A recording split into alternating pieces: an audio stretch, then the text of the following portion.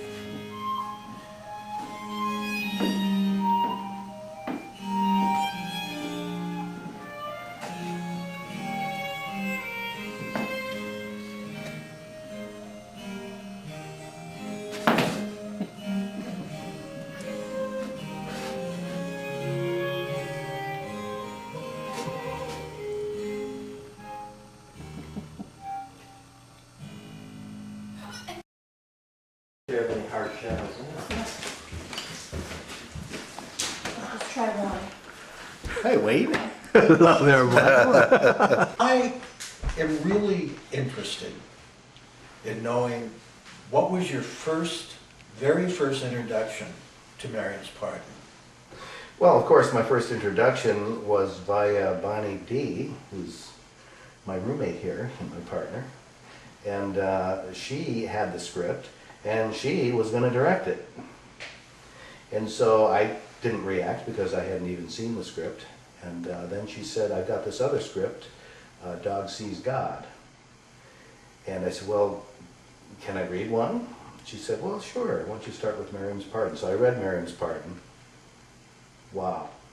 I came back to her and I said, would it destroy our friendship if I told you that I would like to direct this play and that I'm going to put an application in with the board, the artistic committee? And besides, you have another play that you'd like to direct. And that was all said very humorously. And she had no problem with my applying. And then she said, well, can I audition for it? Miriam's Pardon. And I said, of course, anyone can audition. And so that was the beginning. I was just struck by the simplicity of both the message and the writing. That's both. There are other things. You have a knack for dialogue between women. And I talked to you about that. Mm-hmm. Where did you get that? And you talked about members of your family that you spent time with. Mm-hmm.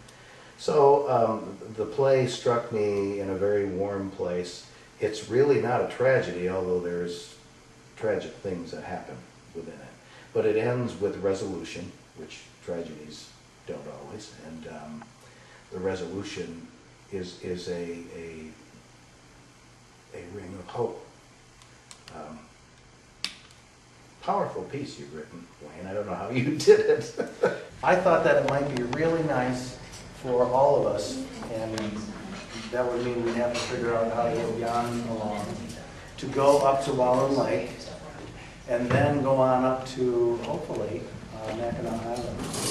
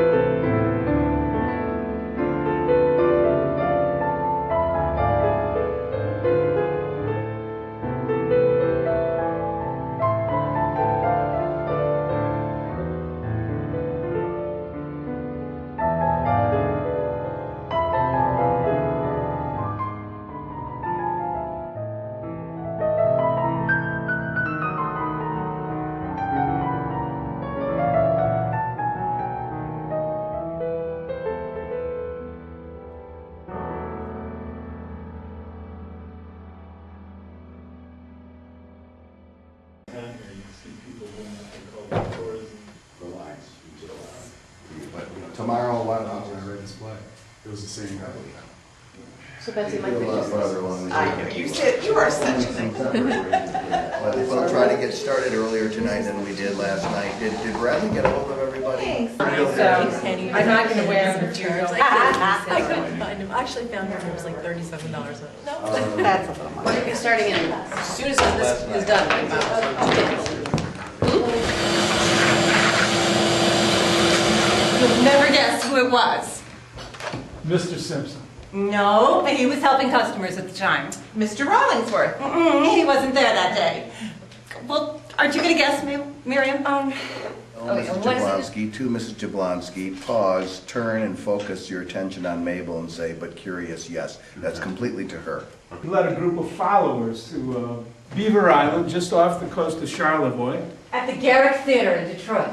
I know what you're going to say, Mabel, and I forbid you from saying, continuing. You're not serious. Nevermore. Now, wait a minute, ladies. Line. This way. You weren't here. I was supposed to stand here and do this, watch her, and then come around this way, stop. She's already gone. I noticed the last time you had to do that, you actually did step off the platform Monday night. And so that indicates to me that there's not enough room to do No, this. we ran out one Monday night. So Oh, I didn't. I'm sorry. So the last time we did, you hadn't had the extra space. I have high expectations because I cast a very, very capable set of actors in this play. Is there any favorite scenes that you feel that the actors feel more comfortable with? And if there is, which are they? There's tons of them, and I mean, it's just the two of us sitting here, and you've written this play, and I don't at all mind revealing them to you.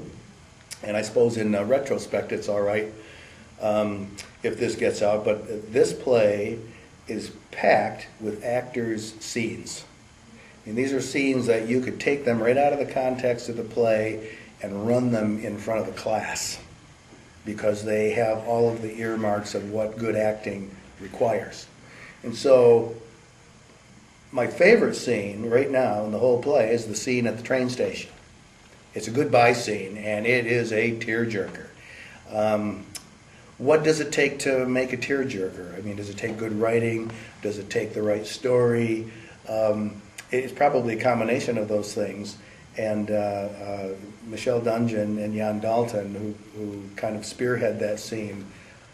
I've seen this in rehearsal now probably, well, several dozen times, and I get choked up every time. Every time. So the dinner scene that spans the two acts is also a wonderful scene. It's for the most part very lighthearted. It turns sour at the end, but there's a solid 15-20 minutes of raucous good time at the table. And given that we're right around a season where people will be sitting around tables, I think that a lot of people will kind of get sparks of memories of things that are happening in their families around the table. So the table scenes are excellent. And there's just no place where they drag anywhere. There's a couple of compelling scenes that Richard has when he's recounting. One of them is a lie. He has to manufacture a scene in which he is an American soldier in Normandy. And it seems pretty clear from your writing that he is taking... He was there, but he was on the other side. So he's just kind of putting American uniforms on German soldiers and telling this story. And so it's no less compelling. And it's very violent and fortunately fairly brief to spare sensibilities. But then again, at the very end, when he has to be honest and is telling the real story of what happens to Morgan, there's not going to be a dry eye in the house. Rogue. Cad. Yeah. And so as he's been taking these risks, and of course, Michelle, she's been kind of waiting for this. Because what she does is she responds to that. As Miriam, she can't be the aggressor. She has to respond to him. And everything that he summons from himself that's very uncomfortable to give to her, she just takes it up a notch. And so the scenes between them are just loaded with erotic tension. all my actors are thinking. And I'm a director who, I love to steal other people's ideas. And so I'm always open to, you know, what are you thinking? What do you think you're going to do here? And so we've got a moment, of course, as you know, Miriam in the final scene has to pull the gun out. And so there's a moment in which the audience is not going to know whether someone is going to be killed right on stage. By the way that she's portraying it. And it's not at the moment that you think. I mean, you would think under the fear of a stranger being in your kitchen in the middle of the night, that would be the most dangerous moment. No. Because she determines it's Richard right away, as you know. And then Richard begins to, I mean, his cover is blown when the photograph falls out. So you have basically a rehearsal on Sunday, Monday, and Tuesday, and then just a few people on Wednesday, and then you're going into Tech Sunday, the following Sunday, and then it's about 3 dress rehearsals, and it's showtime. Yeah, I think that on Tech Week we will do Monday, Tuesday, Wednesday, and I want it to be dark on Thursday. I want them to have a night's A rest. day off before You opening. bet. Right. You bet. No, that this next 2 weeks is just going to zoom right by. I'm coming through the period of what I call the doldrums. And the doldrums are just that period where I've heard all the good lines, I've seen all the good stuff. We're just repeating because we're trying to memorize and get it down. So right now is just the discipline part of it. And what we're getting to as we come to Tech Sunday is crunch time. I believe what I first read on the page, and I believe everything that's come off the page. Now, I've had a lot of experience here. I've had 30 years of experience here, and so it's not just me being hopeful. This is based on my experience that we have a strong vehicle that I mean, when you came in, you saw just what we've created here. And what they do in real time with their bodies, their tools on stage, is just going to be a compliment to everything else here. And I'm not even going to try to predict what that's going to be. I'm just going to let it happen. But I know it's going to be good.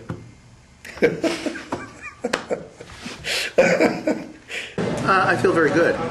The people who I'm really counting on are coming through in spades. It's an ensemble cast, but some roles are heavier than others, and I'm very satisfied that everyone is acquitting themselves in a positive way. I've got different expectations for different people in the cast, and those haven't always been met. And I'm not going to name names, which is one of your lines. Nor am I a psychiatrist, but I'm close. I'm thrilled. I'm very excited and filled with anticipation. It's funny because typically I stay away from opening nights. I think this is an opening night that should not be missed. And not just because I'm directing it, it's because this is a brand new play. No one has seen this before, and so it puts a whole different thing on opening night. I'm pretty sure that closing night will be more polished than tonight will be.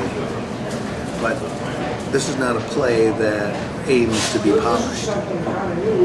This is a play that just tells it like it is.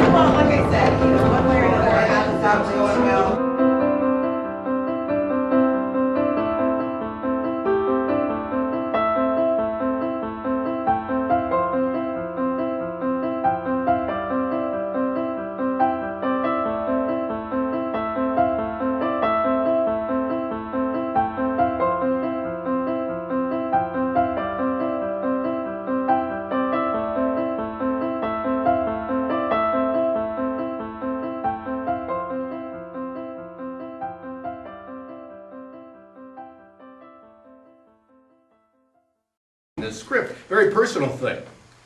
Totally apart from that is the fact that this is just, block your ears, Oh. a fucking good script. I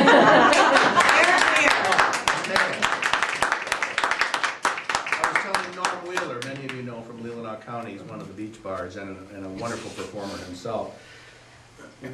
What was it about this script that grabbed me? Because it wasn't just me. I heard these kinds of stories from almost everyone that I talked to in the cast or associated with the production of this. Somehow this brings up very personal reminiscences, and it doesn't have to be about war. This is a family here.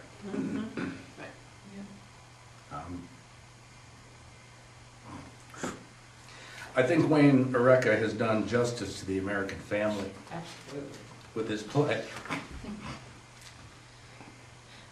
And so did you, Michael Nunn. Yes, you did. It's to kind of share this thing that Wayne has brought forth here. I mean, I can't imagine what Wayne must think. I mean, you've been so incredible in being so courteously and considerately on the outside. But I found this part of it really easy. Wayne's script just brought ideas to my mind. And it wasn't just me. I mean, I surrounded myself with smart, capable people. That's the real secret to good directing. It's who you put around you. And so there was never anyone who did not have a suggestion or an idea, and I'm totally open to those. Not because I don't have my own, but because I want to see what works on this stage. And I think the people who came here saw something that worked. This show worked. I think we acquitted this play in Wayne's honor very admirably. I'm so proud of my cast and so proud of the people in the technical and support areas that allowed this to happen.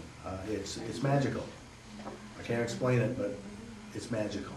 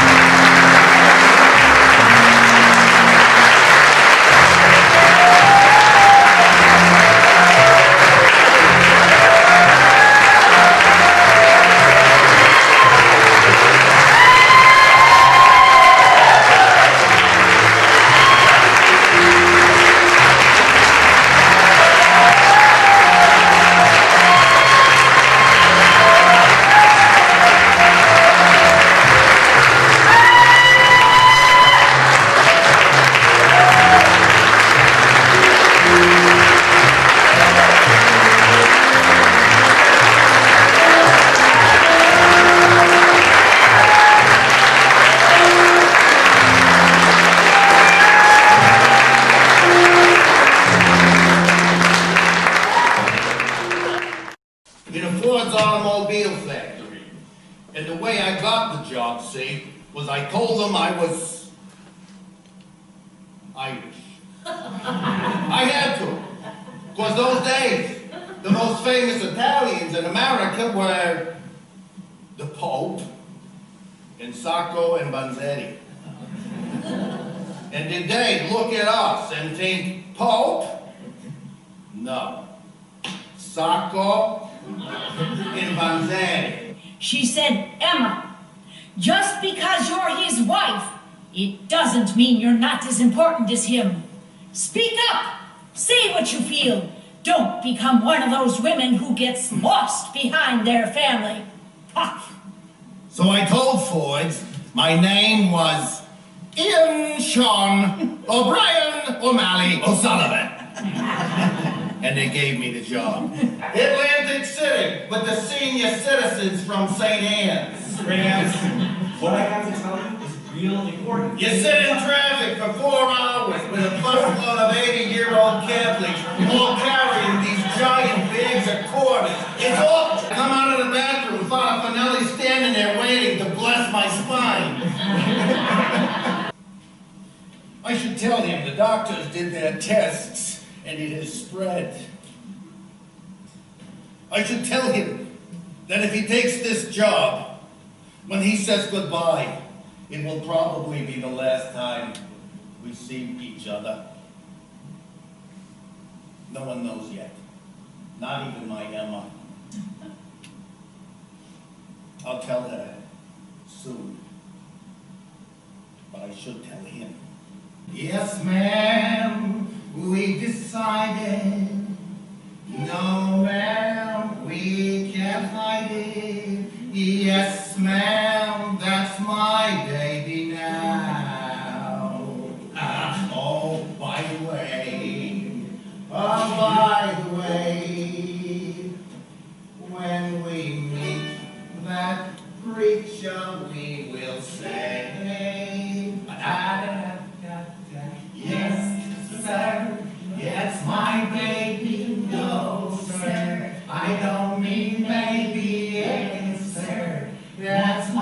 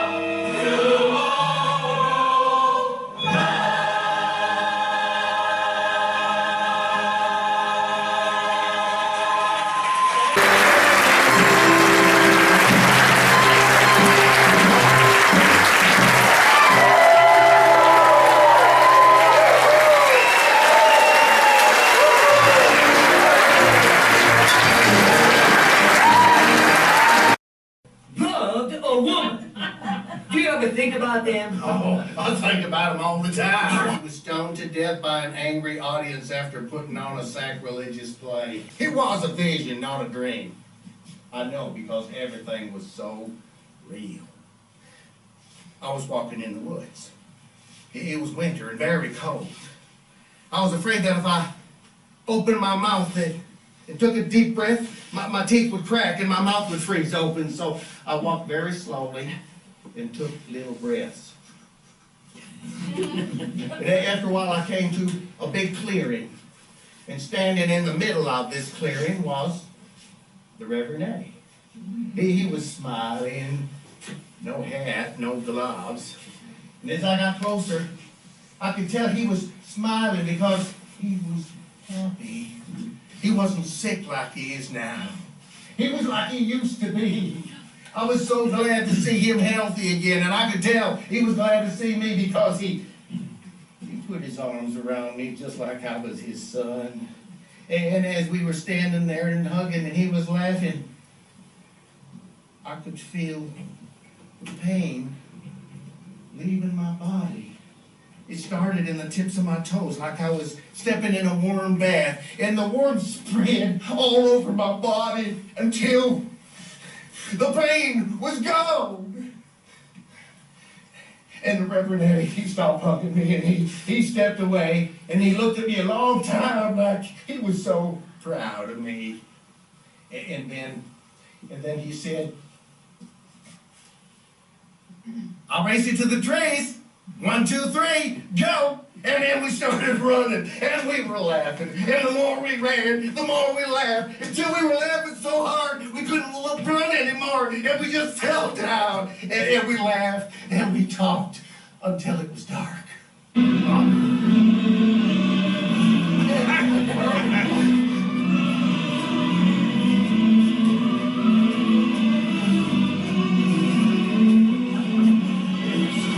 I can't get no satisfaction. I can't get no. No, that's not right. That's not right.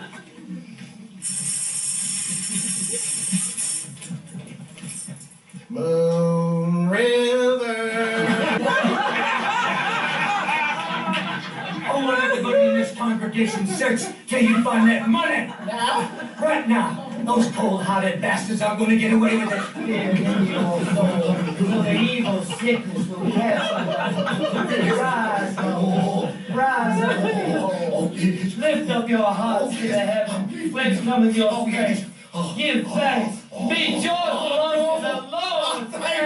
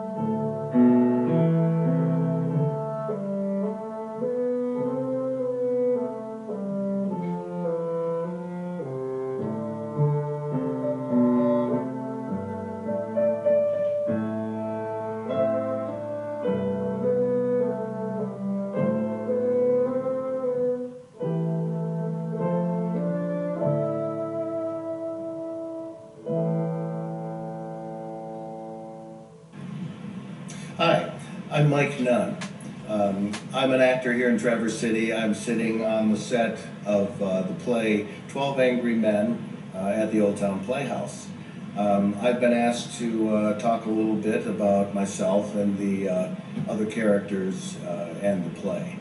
None of us has names. We are all designated by the playwright as having numbers, juror numbers. I play juror number 11. This is a 12-man jury.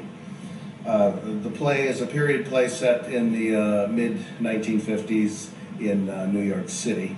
The setting is just a single scene. It's the jury room. We're all locked in.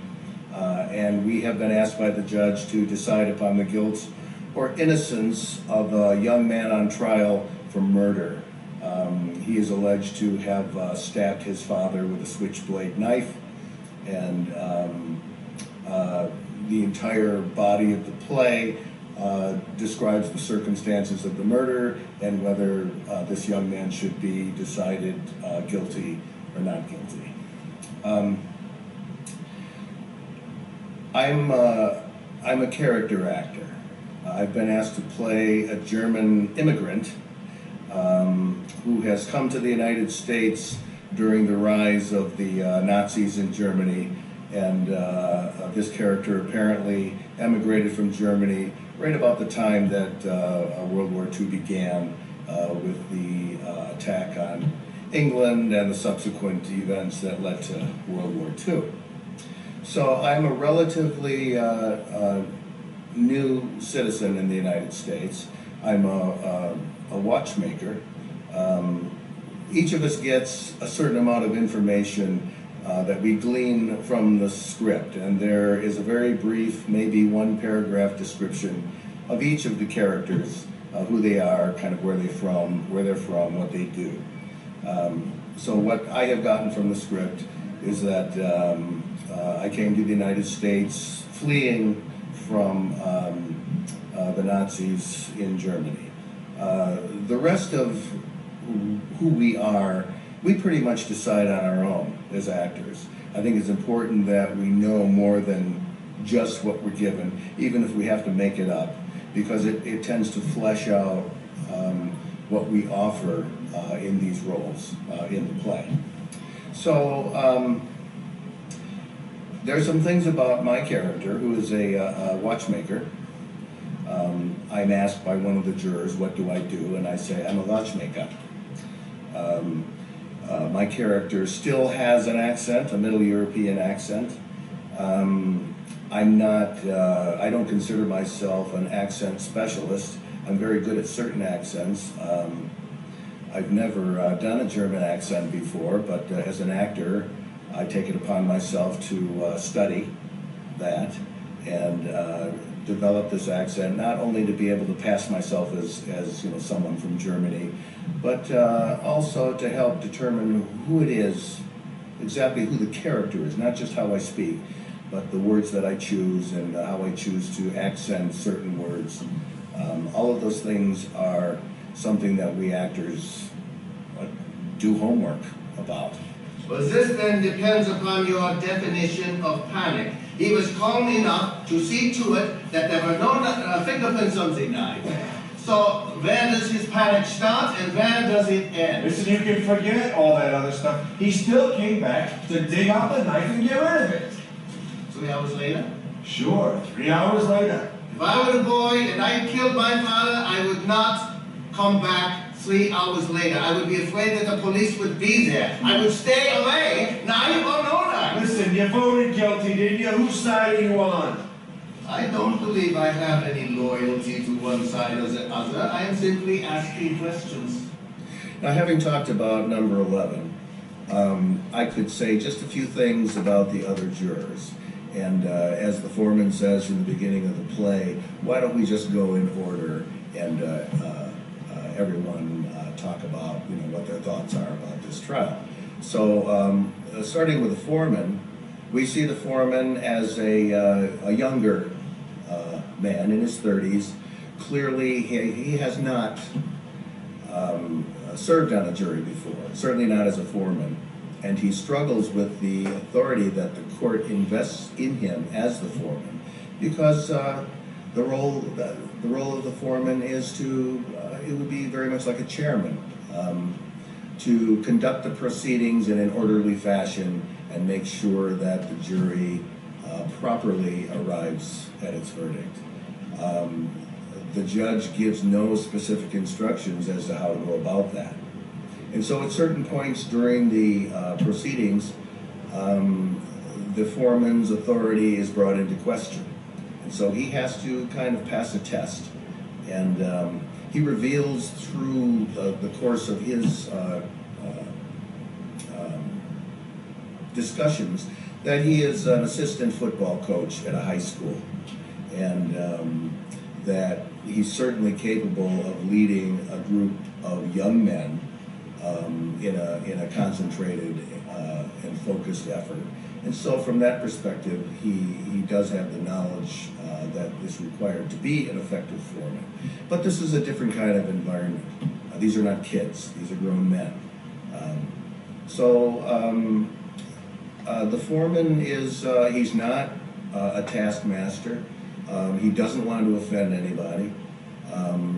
And there are many times that the situation in the jury room gets very tense and it gets right on the edge of disorder and chaos. So the foreman's job is, in this play, is a very difficult one. Talks like that's when old men ought to really get stepped on, you know? Get your hands off Hey, you ought to have some respect, mister. You say stuff like that to him again, I'm gonna lay you out. Go ahead. You can say anything you want. Why do you think the old man might lie? So at this point, I would like to introduce our esteemed director, Deb Hershey, who is the mastermind of this entire production. And I must say that her vision in the long Deb Hershey has given this play 12 actors who fit these roles really well. Guy talks like that's when old men ought to really get stepped on, you know? Get your hands off Hey, you ought to have some respect, mister. You say stuff like that to him again, I'm gonna lay you out. Go ahead. You can say anything you want. Why do you think the old man might lie? So at this point, I would like to introduce our esteemed director, Deb Hershey, who is the mastermind of this entire production. And I must say that her vision in the long run has been spot on and very compelling, which of course led to several of us who've had directing experience ourselves taking issue with some of the decisions that she made in the development of this production. But Deb has had the last laugh. I totally respect her decisions, and especially right up to the very final moment of the play, she has produced a mental image that is very unique, original, and something that people who come to see this play will not forget for a long time. So here's Debbie Hershey. Hi, I'm Debbie Hershey, and I'm the director of 12 Angry Men that we are presenting at the Old Town Playhouse in Traverse City, Michigan.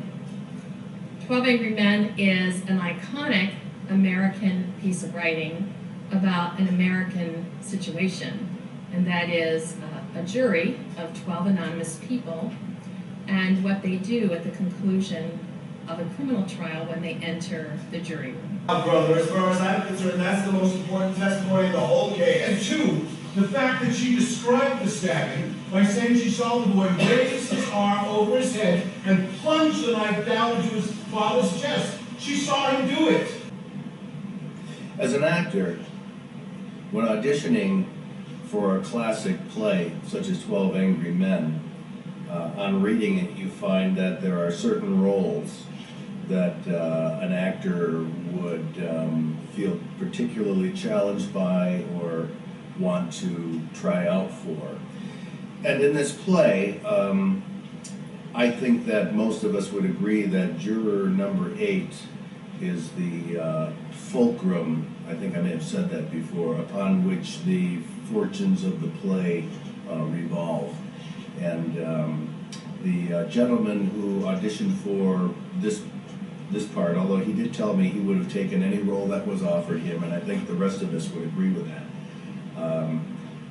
Number 8 was the role that he coincidentally had played 25 years ago in his first ever audition for a theater piece here at the Playhouse, or anywhere else for that matter. And he got the role of number 8 back then, and he was awarded the role of number 8 again this time. And I don't think that's an accident. I'm talking about Rick Korndorfer. Rick Korndorfer is a friend of mine and a veteran actor here. As I said, we're talking 25 years just here at the Playhouse. And an excellent actor, and someone whose own personality, I think, befits the character that he plays in this show. But before talking about him any further, I think that Rick can probably acquit himself much better than I could say anything about him. So why don't we hear from Rick? Well, my name is Rick Korndorfer, and I am in the play 12 Angry Men here in Traverse City, Michigan in January. To see the boy racing down the stairs. Am I right so far? That's the story for the 19th time. 15 seconds after he heard the body fall. I know. What about you? Now, just a minute. According to the woman across the street, she's... Now listen, I'll tell you something here. I'm getting a little tired of this whole thing. You know, all this yakking's getting us nowhere. So I'm gonna break it up here. I'm changing my vote to not guilty. Hey, Hey, you heard me. I've had enough. What do you mean you've had enough? That's not an Hey, answer. listen, you just take care of yourself. I'm trying to take care of business. That is not an answer. What kind of man are you? You have sat here and voted with the others, voted guilty because there are some baseball tickets burning a hole in your pocket, and now you have changed your vote because you say you are tired of all the talking here? Now listen, You buddy. have no right to play like this with a man's life. It is a terrible and ugly thing to do. Don't you care? Well, wait a minute. You can't talk like I that. can talk like that to you. If you want to vote not guilty, then vote that way because you are convinced he is not guilty. Not because you've had enough. And if you think he is guilty, then vote that way. Or don't you have the guts to do what you think is right? Now listen. Guilty or not guilty? I told you, not guilty. Why? Hey, goddamn you! I don't have to. Well, you have to. Say it. Why? I don't think he's guilty. Mr. Foreman, I'd like another vote. There's another vote called for it. Anybody object? All right, I guess the quickest way is a show of hands. All those voting not guilty, raise your hands. 1,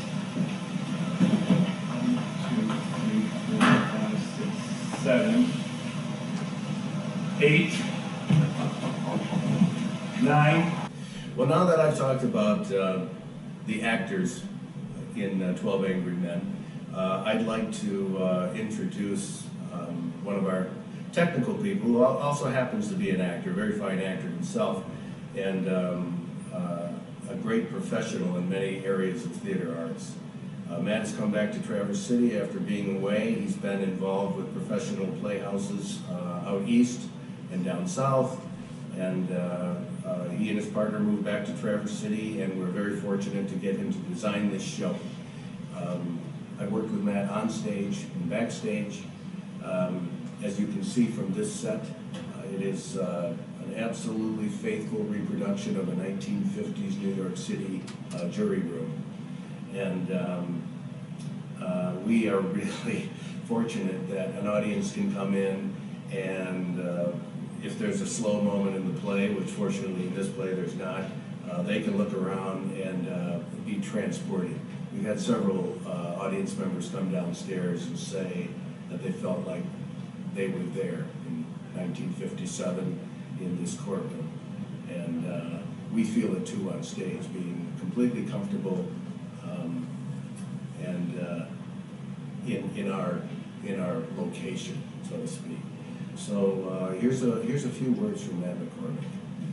Well, my name is Matt McCormick, and I'm the scenic designer on 12 Angry Men. I talked to the director, it's Debbie Hershey, I think about 3 months ago, maybe 4, about the play and her thoughts on it. And the two of us collaborated a few times, and I think we, as far as a working relationship, it was probably one of the most enjoyable that I think I've had. That and the support that we had from the production staff, the director especially, and all the other veteran actors that I was fortunate enough to share the stage with. Here, look at this. Now that kid you just decided was not guilty was seen ramming this thing into his father.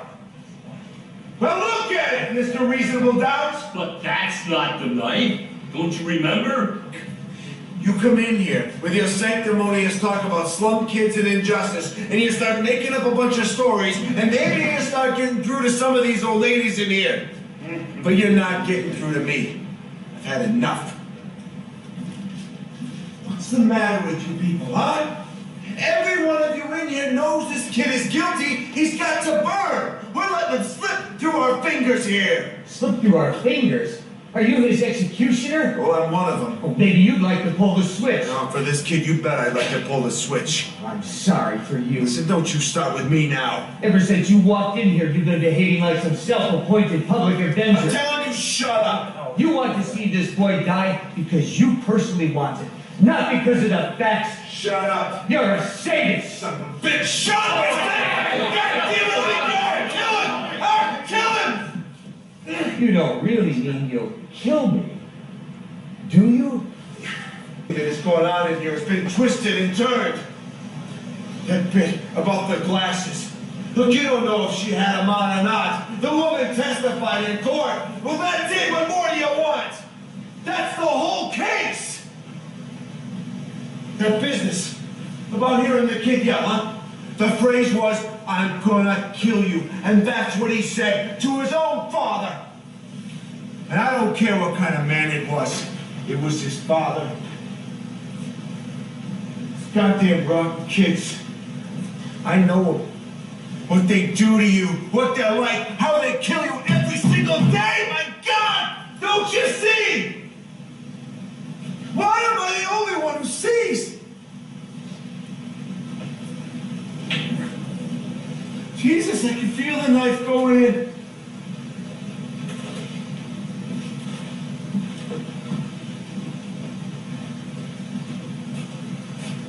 It's not your boy.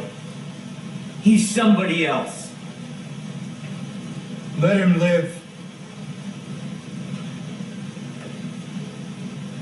Okay? Not guilty. I have come to look at this show in several different ways based on how the audiences each night have helped us to define the movement and even the purpose of the play. To give an example, some of the cast members were remarking after last night's show that the audience laughed at certain places that they had never even responded to before, and they seemed to be very inappropriate is too strong a word because an audience is entitled to respond any way they feel. But there is a scene where juror number 8 is reenacting one of the witnesses in the trial who has had a stroke and has to drag one leg. And Rick Korndorfer is demonstrating how long it takes for this gentleman to get from one place to another. And the audience, apparently seeing him drag that one leg, they laughed. And of course, there are different kinds of laughter. There's amusement, there's discomfort. I think that this was a combination in that juror number 3, who is a real cynic and a skeptic about number 8's attempts to put doubt into the minds of the jurors, ridicules number 8 for doing this demonstration.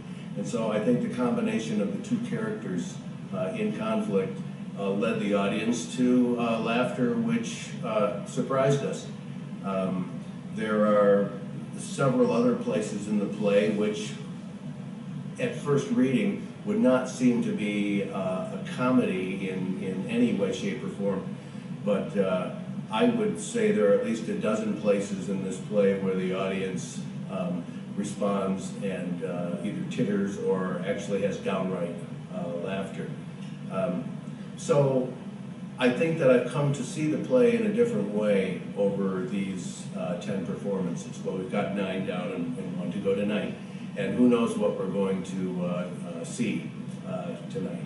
But it's been not only a learning experience about the play itself, but about the gentlemen that I've been playing with, some of whom I've been on stage with before, some of whom are absolutely new to the Playhouse, as I've said before. So it's just been a remarkable, unique experience, which I wonder if I'll ever have that opportunity to experience again. It's very, very unusual to have 12 actors, much less 12 men, dealing with a subject matter that's got a lot of maleness and authority mixed in. And this can be looked at as a classic play. I mean, Shakespeare was hundreds of years ago. This was only 50 years ago. But for those of you who have seen the film or seen this on stage before or just read the play, it is a very, very unique experience. Reginald Rose wrote a script that is unsurpassed. Not a perfect script, but nothing in this world is perfect. It's an absolutely marvelous, excellent production.